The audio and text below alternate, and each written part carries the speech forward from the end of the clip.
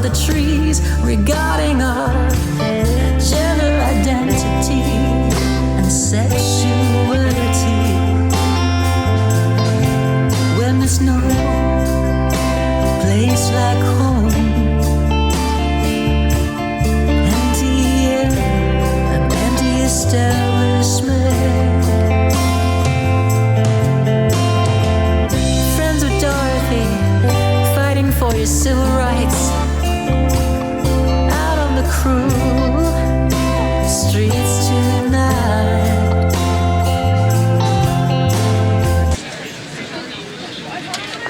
Hi everyone, welcome to Trans Day of Remembrance. I'm Ash and I'm speaking today. The past year has seen a huge uptick in transphobia and transphobic violence worldwide.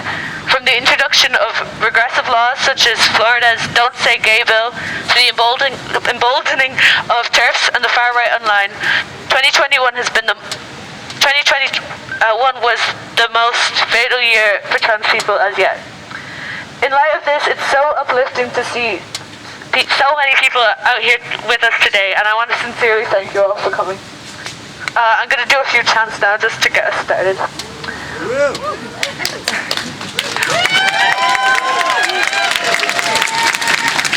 Thank you. When queer lives are under attack, stand up, fight back. When queer lives are under attack, stand up, fight back. When queer lives are under attack, stand up, fight back. when queer lives are under attack, Stand up, fight back. when queer lives are under attack. Stand up, fight back. 1, 2, 3, 4, transphobia, no more. 5, 6, 7, 8, no more violence, no more hate. 1, 2, 3, 4. Transphobia, no more. 5, 6, 7, 8. No more violence, no more hate. 1, 2, 3, 4. Transphobia, no more. 5, 6, 7, 8. No more violence, no more hate. Our first speaker is Tina. They're a seasoned trans activists with years of experience advocating for trans and LGBTQ plus rights. As CEO of Teni, they have been a huge proponent of advancing trans and intersex rights in Ireland and worldwide, and it's a huge honour to have them speaking here today. Please welcome Tina Kolos Orban. Okay, sorry, I'm physically very weak, but I'm doing good. So, I'm really happy to be here, and I'm happy to see so many of you. Trans Day of Remembrance is a day on which trans and gender diverse victims of homicide are remembered. Most of the discussions around TDOR include and use data from the Trans Murder Monitoring Project, which reported 327 trans and gender diverse people murdered in the past year globally. 68% of all the murders registered happened in Latin America and the Caribbean. 29% of the total happened in Brazil. 95% of those murdered globally were trans women or trans feminine people. Of the cases with data on race and ethnicity, racialized trans people make up of 65% of the reported murders. And half of the murdered trans people whose occupation is known were sex workers. The data must be understood in the specific social, political, economical, and historical context in which they occur. I just give you an example. In Europe, new homicides are 1 in every 100,000. Homicide in Latin America, often greater than 30 in 100,000. 51 and sometimes 81 times more in general than, for example, in Ireland. We have to say that Black and person of color, sex worker women are overrepresented in the numbers. This violence we talk about is connected to the intersections of race, gender, and class issues in society.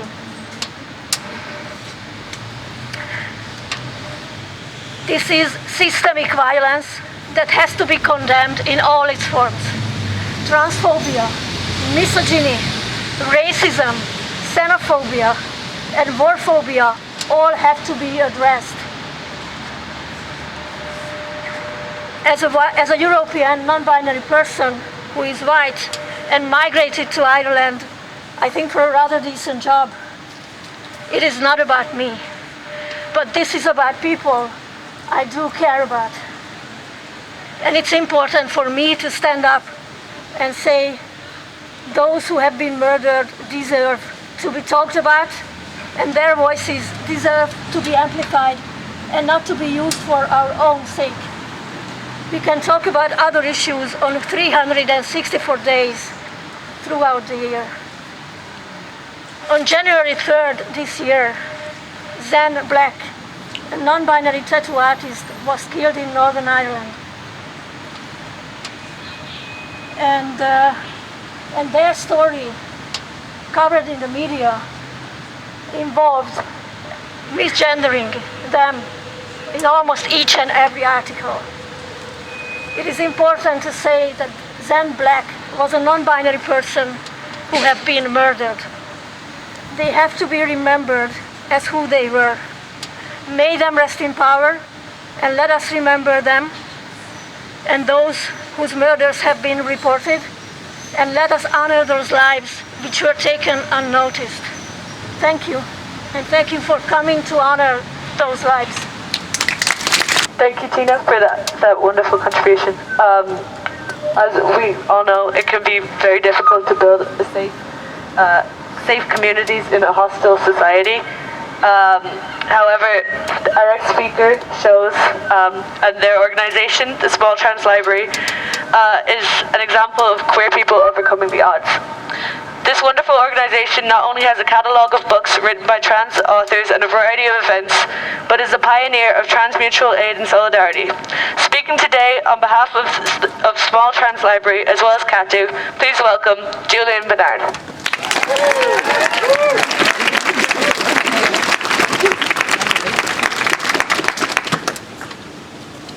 I didn't actually prepare anything about the library, but I can give a précis later if anybody wants to just find me.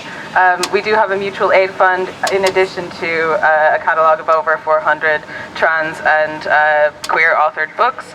And we also do events, but again, I didn't prepare anything. But if you want to know more about the library, please come talk to me after. I'm mostly going to talk about CATU now.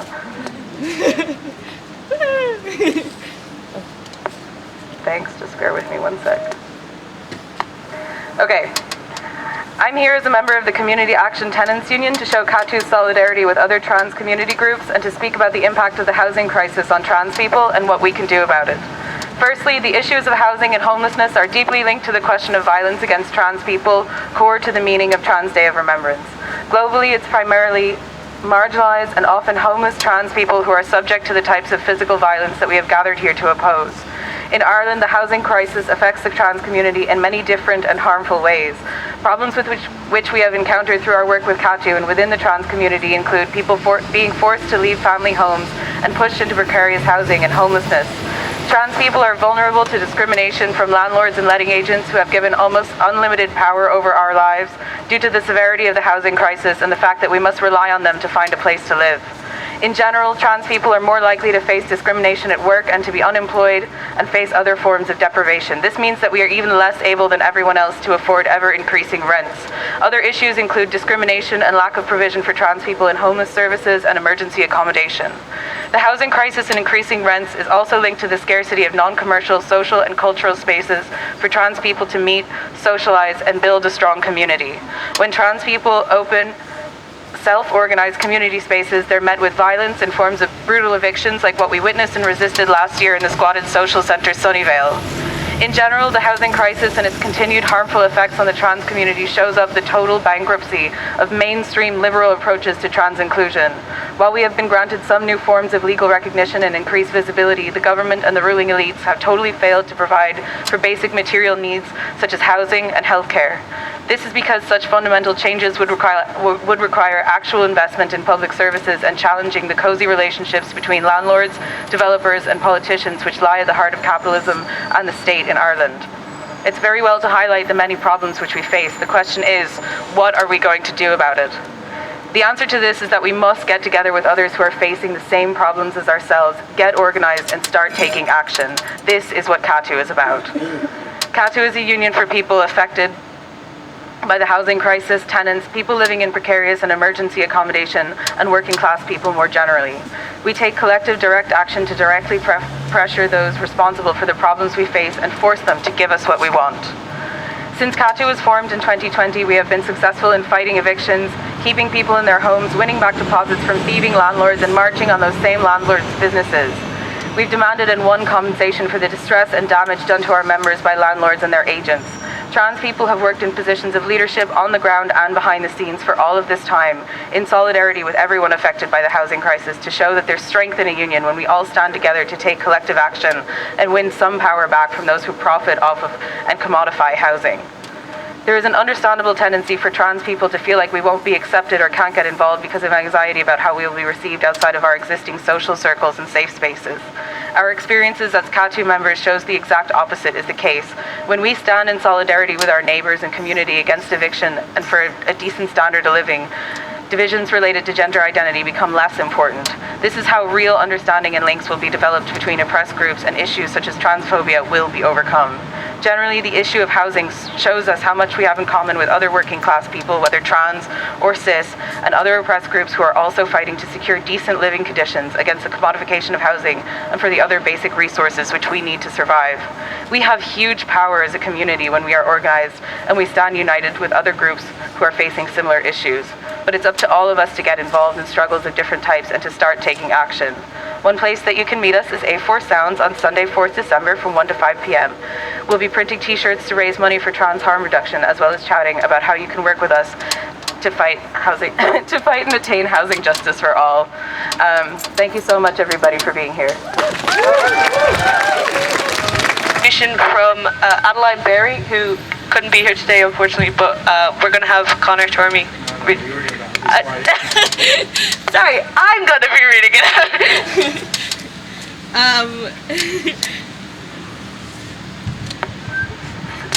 Thank you for including my words today. I can't be here with you in person, but I am absolutely right here in spirit. I am a transgender and intersex person, and amongst other things, I am a sex worker. As everyone here is aware, in Ireland in 2022, trans people are legally allowed to change their sex and their names.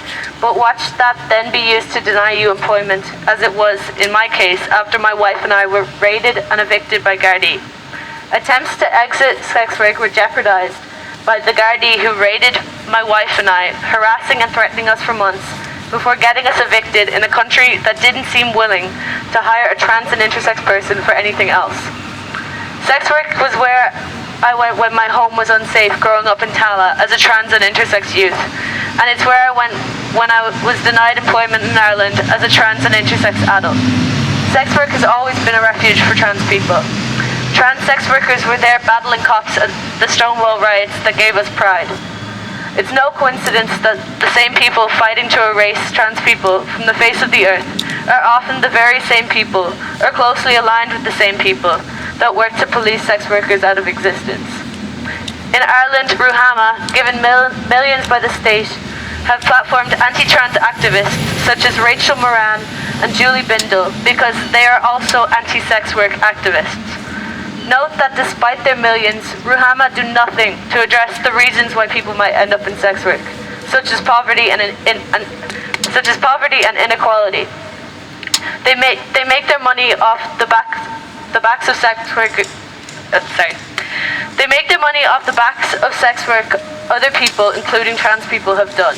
Rather than fight alongside us for a world where nobody has to do sex work out of necessity, swerves are actively involved in the right-wing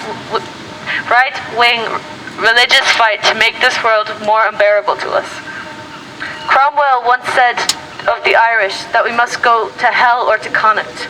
Swears and turfs want trans people to return to the closet or head to the grave. They want sex workers, including disabled people and single mothers, to be dependent on 9 to 5 employment or to starve, presumably. Did you know that in Ireland right now, during this housing crisis, it is illegal to be a landlord of a sex worker? It is also illegal to be the roommate of a sex worker or their spouse or cohabiting partner during a housing crisis. A recent Amnesty report on sex work in Ireland indicated that the need for housing was one of the biggest reasons people engaged in sex work in Ireland. Has anyone ever heard notable Irish swerfs or turfs fighting for cheaper housing, or protesting the Magdalene takeover of the National Maternity Hospital? I haven't. Woo!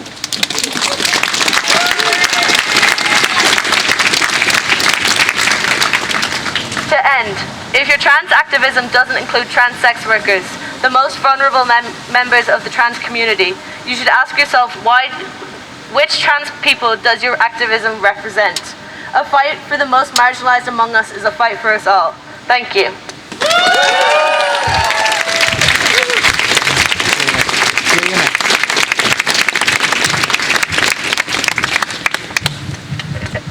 So our next speaker is Leah Whelan from the socialist feminist organisation Rosa and from the Socialist Party.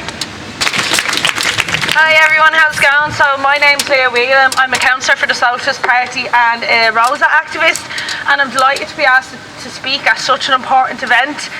We gathered today to mourn those who have died from transphobic oppression, but also to fight back against the attacks that we are seeing. As people know, and speakers have probably already mentioned, that there is a direct attack on trans people, not only in this country, but abroad too. We're seeing bathroom bills, attempts at excluding trans people from the ban on conversion therapy, and excluding trans people from sport. And all this faux hysteria works to create division. It works to move the debate away from the real issues impacting the trans community, one major one being healthcare. A recent study by Transgender Europe showed that Ireland has the worst trans healthcare in the EU. The waiting times for appointments are longer than any of the 26 EU countries, and that waiting time ranges up to 10 years. We're asking people to wait a decade for vital and necessary healthcare services. We're forcing people abroad yet again to seek healthcare elsewhere. This is not on. We deserve to have body autonomy and choices around our existence. In September, I brought a motion forward on South Dublin County Council that we would reaffirm our commitment to upholding the rights and the protections of the trans community in terms of education, healthcare and resources. I'm happy to say that that motion passed. However, we know that the real change doesn't come from the Dáil or from the council in that matter. It comes from people organising, protesting and putting demands forward. It comes from grassroots movements putting pressure on to ensure change and inclusion is brought forward. This week was stand-up week in our schools. A report showed that 76% of LGBT students do not feel safe in our schools, and this is an increase up from a 2019 report. To tackle this, we need to move to a secular and inclusive education model that isn't religiously influenced. To do that, we need to move away from the Catholic patronage of our schools, which amounts to 90% of our primary schools. We need to ensure that young people feel safe and included and see themselves in their education. More young people are identifying as members of the LGBT community, and we have a responsibility to them. The bottom line is we need to end a cosy church and state relationship. This year, as Ashton highlighted, they handed over a national maternity hospital to the same people who ran abusive religious orders. On top of that, we can be sure that these hospitals will not be inclusive of trans people. How can our government so easily forget the violence and trauma that this religious order inflicted on women, children and LGBT people? The media in this country fuels the hateful rhetoric that trans people face with transphobic articles every single week and designated radio slots for people who want nothing more than to bring more harm to the trans community. We've seen attacks on the LGBT people increase this year with violent murders, and our LGBT community deserves to feel safe wherever they go. As a councillor, I'm calling on all reps to take a stand with trans people, call out misinformation and targeted abuse, and work to bring forward an inclusive healthcare and education system. We don't want empty words, we don't want false promises from TDs, we want real action on issues. We needed it yesterday, we needed it last week, and we can't wait anymore. Thank you. When queer lives are under attack, Stand up, fight back. when queer lives are under attack, Stand up, fight back. when queer lives are under attack, Stand up, fight back. not the church, not the state, they will not decide our fate. Not the church, not the state, They will not decide our fate. not the church, not the state, They will not decide our fate. not the church, not the state. They will not decide our fate. Our next speaker is the creator of the Trans Resources Master List and a community and youth work student in Maynooth University, as well as a prominent member of Maynooth Pride Sock. Please welcome Rue Walsh. I was 17 years old the first time I sat in a room with a stranger and was asked to speak about my life in excruciating detail. We discussed my family, my early childhood, the games I played, the way I dressed, and we discussed my relationships. Who had I had sex with? When? How did it feel?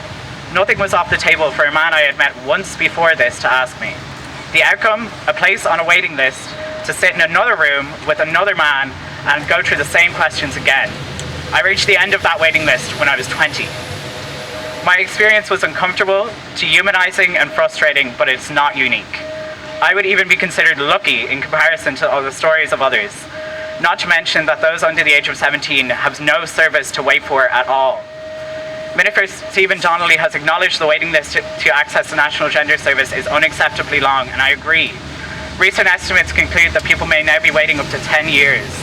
But I would ask him to acknowledge that the psychiatric model of care being used by the National Gender Service is itself creating the waiting list problem.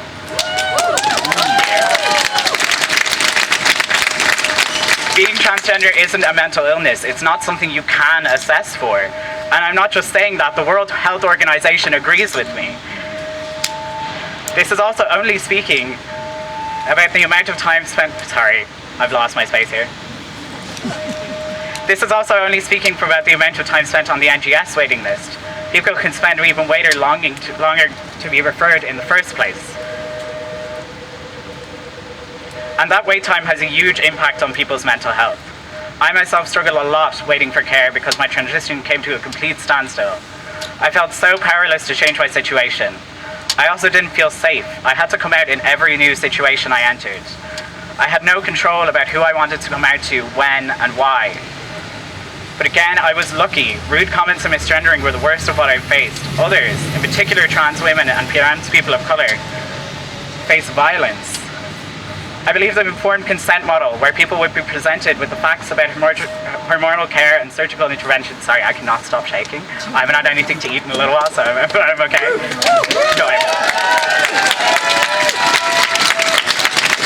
People would be presented with the facts about hormonal care and surgical intervention, including the risks of those treatments and alternatives to those treatments, and be trusted to make their own decisions about their bodies. Our healthcare should be led by our GPs in our own communities. I urge the Minister Stephen Donnelly to consult not solely with the medical professionals he says he is speaking to about this issue, but with trans people. In community work we have a saying, those that are closest to the problem are closest to the solution. So you need to consult with us. This is about us, so it can't be made without us. We can ensure that no other 17-year-old sits in a room with a stranger and talks about their sex life.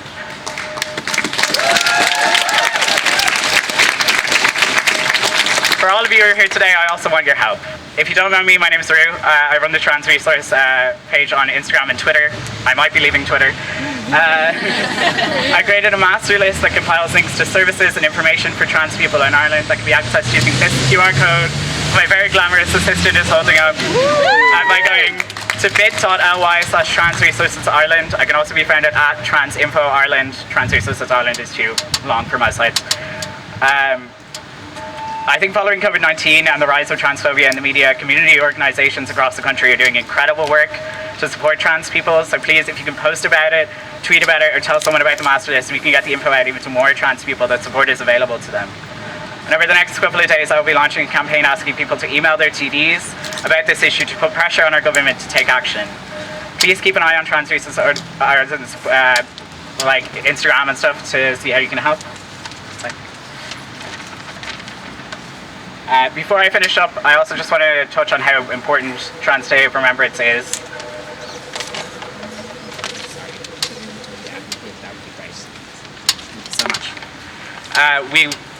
It's important that we hold in our hearts and minds the lives we've lost across the world to transphobia.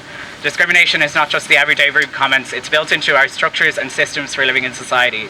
So please remember to not only mourn the dead today, but to fight like hell for the living. Thank you so much.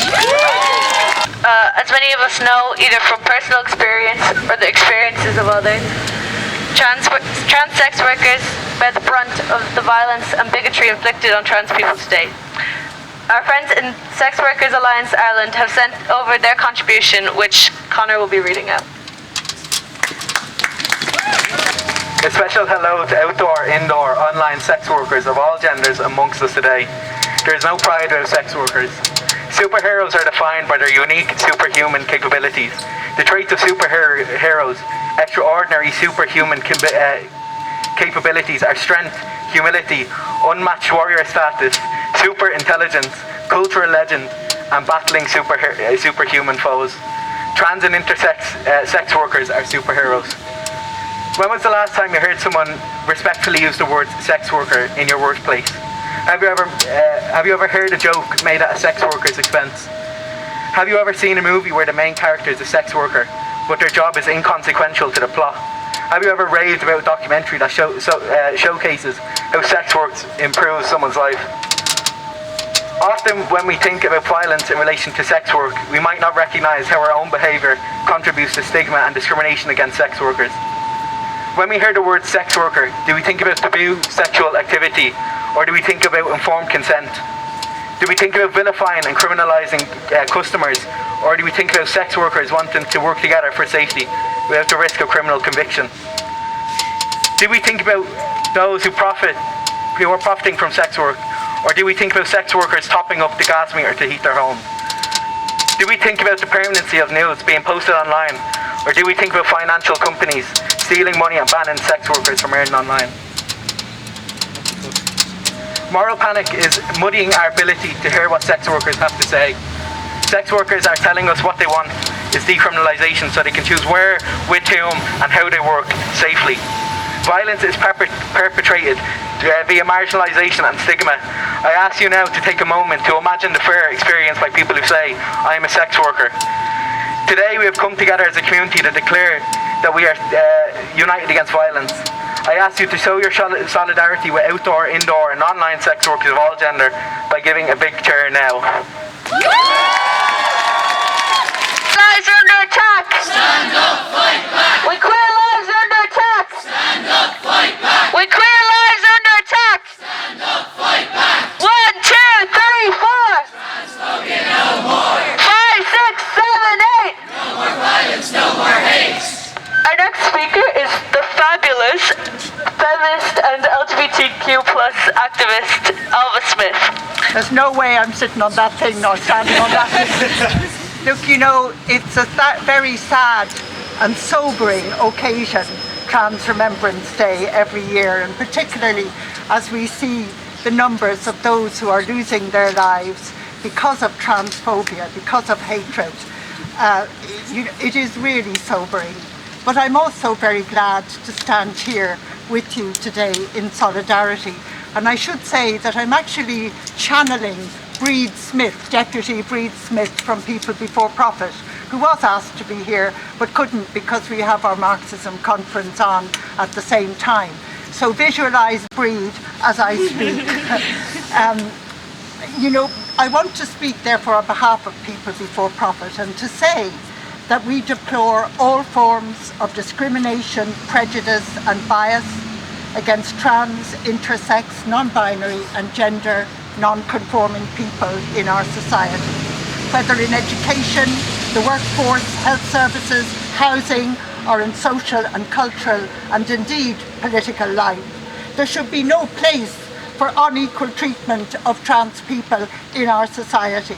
In international circles, we boast of our proud human rights records, But that's a lie if we do nothing in real terms to ensure that real people, trans people, have equal, respectful and appropriate access to all services available to the cis community, including the right to participate fully on an equal basis in every aspect of life in this country.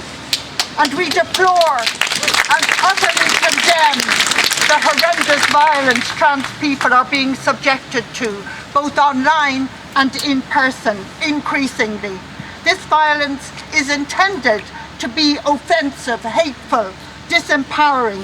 It's intended to hurt and damage trans people, to cause distress and suffering psychologically, emotionally, socially, and sadly also physically. Such violence is nothing less than an attempt to destroy trans people's confidence and security, and ultimately to destroy their lives. This has to stop, and the powers of so-called law and order must play their part in ensuring the safety of trans people. With very good reason, very good reason, trans people's trust in the Garda is very low. This has to change. And when I wrote that, I thought, but you could think that I am saying that trans people have to change. But no, I am absolutely not saying that. It is the Garda Síochána and the ministers who are in charge of them, and the government that's in charge of them, and the state that's in charge of them, that has to make sure that that change takes place. I'm tired, and you're even more tired, of hearing minister this and minister that, talking about strategy this and expenditure the other, and then to see absolutely nothing on the table for trans, intersex, non-binary and gender non-conforming people. That absolutely has to change. And I want to say to you today that personally I want to see every political party in Dáil Éireann standing up proudly with their trans policy. I want to see the policies that they have, and I want to hear them talking about them, and I want to hear them doing the work they should be doing in Dáil Éireann. Nobody should be having to write to the TDs. They should know it. They should do it now. And finally, I want to say, on behalf of People Before Profit, that we do not share the hateful anti-trans views of some people who call themselves feminist. We do not contribute to back and forth arguments with these people whose views should not be amplified, given any airtime or oxygen. I say all of this to you in my personal capacity as well. I have been a feminist and a radical activist for over 45 years. Those who treat trans people, especially trans women, with contempt and worth are definitively not part of any kind of feminism I would ever want to be associated with. I believe, and it's the key reason why I'm a member of People Before Profit, that every human being has a right to freedom, to personal and to bodily integrity, to safety and security, to sufficient resources to live a life of dignity, to education and to work and to family life, and to respect in their community. In People Before Profit, we are committed to calling out and to fighting the trans, homo and lesbophobia of the forces of both the religious and extreme right-wing ideology, along with their vicious racism, ableism and persistent misogyny. When trans rights are under attack, Stand up, fight back! When trans rights are under attack, Stand up, fight back! Thank you all very much. Speaker needs no introduction. It's one of the founders of Trans Pride, Ollie Bell. Okay, so we call this protest today to mark Trans Day of Remembrance, to recognise and mourn the trans and gender diverse people who were taken from us too soon. Murders of trans and non-binary people often go unreported, but the number for this year is estimated to be 327. We remember the real people behind this number. Their lives are not a statistic. But we also recognise the trans people not counted, not recognised, not reported, for those misgendered and buried under the wrong name. We recognise that violence not only happens on the streets, but in the family, in the home. We recognise those murdered by family members and partners. Violence against the trans community often goes unreported, and even when we do go to the police, we are often ignored. We have seen an increase of violent attacks against the trans community and the LGBTQ community in general. After Dublin Pride this year, 5 young people were attacked and 3 were hospitalised, including a 19-year-old trans man who was treated for a fractured skull and abnormalities that were shown on his brain. In April, we saw the homophobic murders of Aidan Moffat and Michael Snee in Sligo. Homophobic and transphobic violence is on the rise in Ireland and internationally at a time where our rights are also being stripped away. Oppression under capitalism is inherently linked, and we see this with that in those 95% that were reported of transphobic murders reported were trans women or trans feminine people. How almost half were sex workers and 65% were black, brown, or a member of another racialized group. This points to the need to not only fight for trans rights, but also fight and stand in solidarity with people of colour, sex workers, migrants, and all members of oppressed minorities. It is not enough to fight only for trans healthcare when our public health system is crumbling due to state neglect and continuous cuts. It is not enough to only fight for legal protections for trans people when the system of direct provision still exists and is harming migrants and asylum seekers every day. We need to continue to stand in solidarity with sex workers and to not only fight for decriminalisation of sex work, but also support their self-organisation for better working conditions and bodily autonomy. We are also here to fight like hell for the living. It was reported by Transgender Europe that out of 27 member states of the EU, Ireland ranked last in regards to accessibility and availability of trans healthcare, with a waiting list estimated to be 7.5 years long and a horrific model of care that treats us like we're a fetish or a mental illness.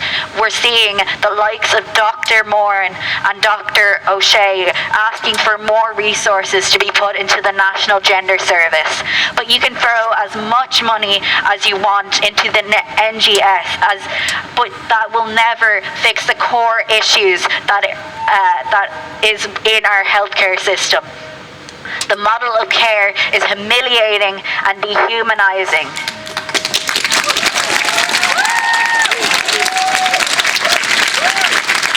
We are asked how we pick up sexual partners. We're asked about our porn habits. We're asked if certain clothes turn us on. Why are we being pushed into a separate clinic for this? This does nothing but increase the stigma associated with being trans and transitioning.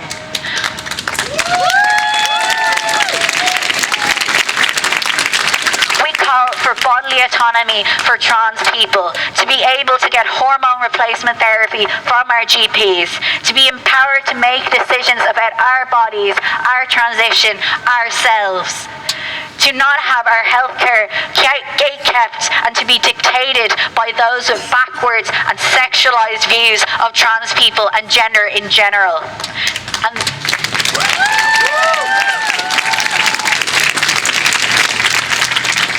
And this increase in violence and violent rhetoric does not exist in a vacuum.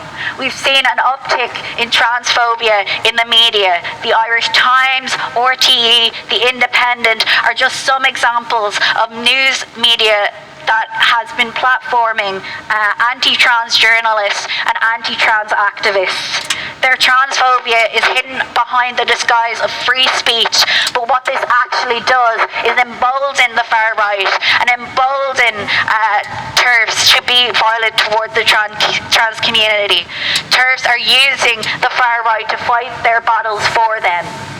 This is no surprise, as the ruling class has always used the media to cultivate a culture war to distract from the real war, the class war. Capitalism breeds inequality, breeds violence, and we need to take the capitalist system down. Thank you very much. To the Rosa Stand Up Against Gender Violence on the 25th of November at the Spire. Yeah, thank you all for coming and thank you for engaging with us today. Not the church, not the state. They will not decide our fates. Not the church, not the state. They will not decide our fates. When trans lives are under attack. Stand up, fight back. When trans lives are under attack. Stand up, fight back. What do we want? Trans healthcare. When do we want it? Now. I thought I was holding the megaphone. What do we want? Trans healthcare. When do we want it? Now. I also want to make a quick announcement. I know that there will be a Trans Day of Remembrance ceremony at the Unitarian Church, I think, at 8 p.m. today. So if you want to go to that, I think it happens every year. So if you want to go, you're more than welcome. Yeah, thank you. Been thousands of lives worldwide lost while waiting on a waiting list for trans healthcare. And I'd like to ask for a minute's silence for everyone who has lost their lives in the last year. So yeah, just a minute's silence, please.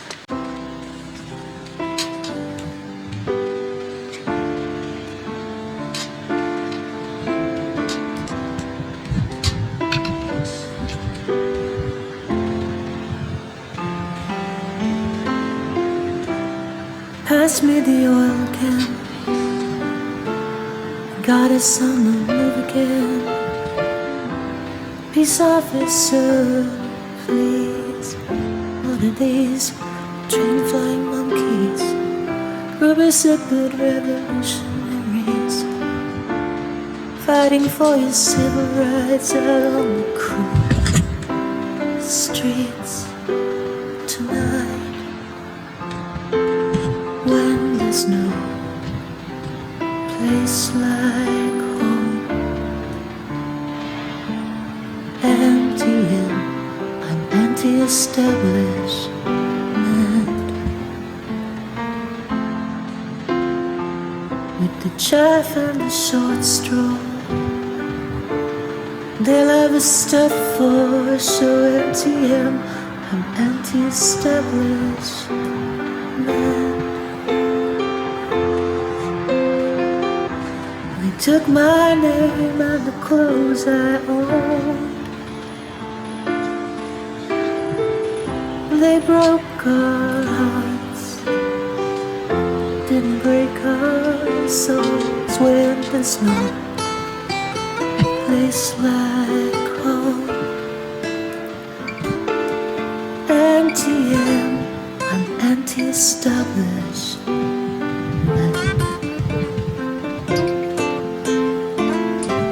Chaff and the short straw, they'll have a step for sure. NTM, I'm anti-establishment.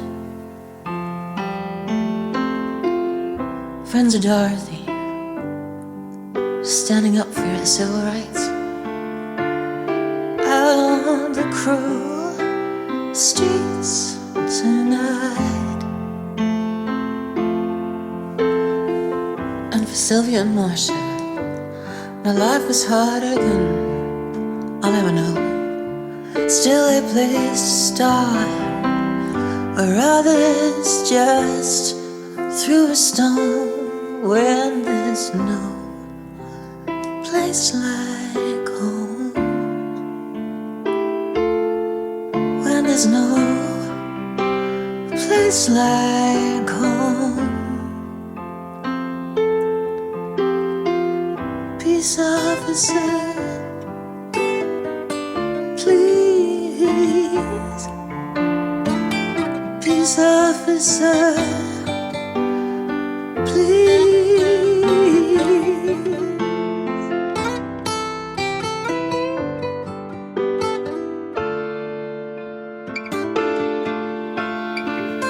Peace officer, please.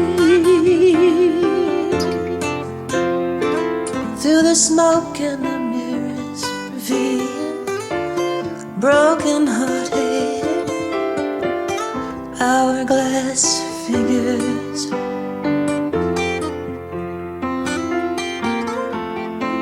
Friends of Dorothy come up off the sidewalk and onto the street, to the sound of those legendary feet. When there's no place like home, when there's no place like home. Peace officer, please. Peace officer, please.